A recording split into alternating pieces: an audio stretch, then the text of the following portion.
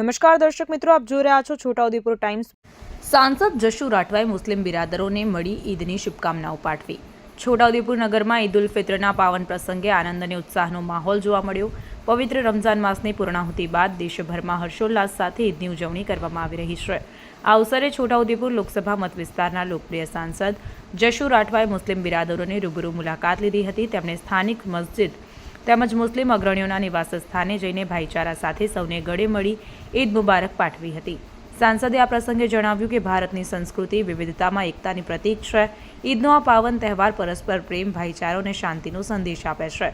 મુલાકાત દરમિયાન તેમણે સમાજના વિવિધ વર્ગો સાથે ચર્ચા કરી કોમી એકતા જળવાઈ રહે તે માટે વિચાર વિમર્શ કર્યો હતો। આ દરમિયાન સ્થાનિક કાર્યકરો અને સમાજના અગ્રણીઓ મોટી સંખ્યામાં હાજર રહ્યા હતા। મુસ્લિમ સમાજ દ્વારા સાંસદનું ઉષ્માભર્યું સ્વાગત કરવામાં આવ્યું હતું તેમજ દેશની પ્રગતિ અને શાંતિ માટે ખાસ દુઆઓ કરવામાં આવી હતી। મુસ્લિમોનો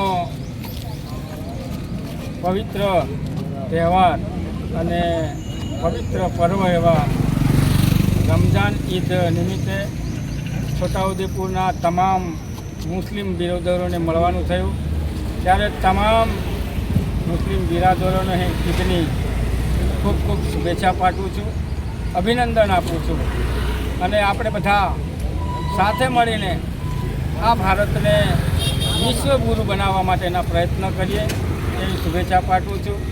અને મુસ્લિમોનો હર હંમેશા સાથ રહ્યો છે અને સાથ રહેશે એ સાથે અમે આજે છોટાઉદેપુર ખાતે ભાઈચારાથી ઈદનું મિલન કર્યું।